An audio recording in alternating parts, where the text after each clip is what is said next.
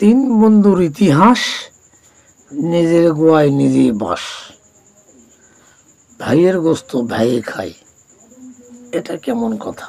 এটার আমি কিছু ব্যাখ্যা করি, আপনারা শোনেন। যেমন ডোনাল্ড ট্রাম্প, ইহুদি ইসরায়েল, আরবের কিছু মুসলিম রাষ্ট্র, এরা হলো তিন বন্ধু। তিন বন্ধুর মধ্যে সবচেয়ে বড় মাথাকে ডোনাল্ড ট্রাম্প, তারপর কি ইহুদি ইসরায়েল, আর হলো আরবের কিছু মুসলিম রাষ্ট্র।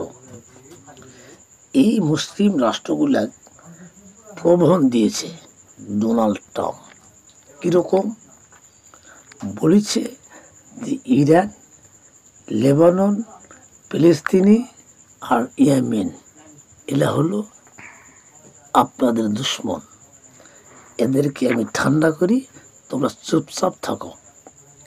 ঠিক কথা মতনই সৌদি আরব, কাতার, জর্ডান, মিশর সহ মরক্কো, বাহরাইন, এই সমস্ত মুসলিম রাষ্ট্রগুলো চুপচাপ চুপসে গেছে।